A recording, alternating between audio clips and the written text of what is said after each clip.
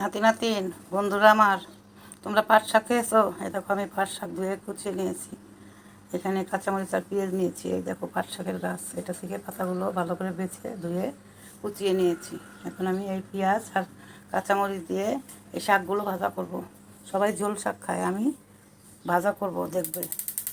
বেশি করে পেঁয়াজ কাঁচামরিচ দিয়ে ভাজা করলে খুব স্বাদ লাগে খেতে। এই দেখো কড়াই বসিয়ে দিয়েছি, এখন সর্ষের তেল দিয়ে দিচ্ছি। পাট শাকে একটু তেলটাও বেশি করে দিতে হয়। বন্ধুরা, তেল গরম হয়ে গেছে, এখন পেঁয়াজ আর কাঁচামরিচ দিয়ে দিচ্ছি।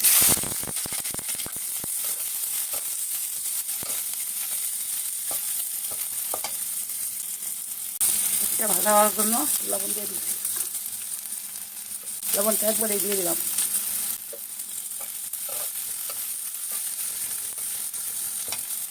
বন্ধুরা, এই দেখো পেঁয়াজটা হালকা লাল করে ভেজে নিয়েছি। এখানে হালকা একটু হলুদ দিয়েছি, আমাদের দেখাই নেই। এখন এর মধ্যে শাকগুলো দিয়ে দিচ্ছি।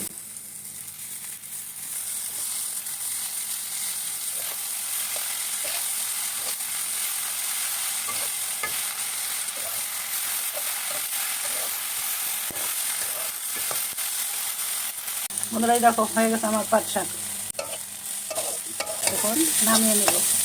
এত করে এরকম বেশি করে পেঁয়াজ দিয়ে, শুধু পেঁয়াজ দেখা যাবে শাকের মধ্যে, এভাবে রান্না করে কাসন্দ দিয়ে মেখে খাবে, দেখবে অনেক টেস্ট, খুব ভালো লাগে। বন্ধুরা, এই দেখো হয়ে গেছে আমার পাট শাক ভাজা, পেঁয়াজ দিয়ে কাঁচামরিচ দিয়ে পাট শাকের ভাজা।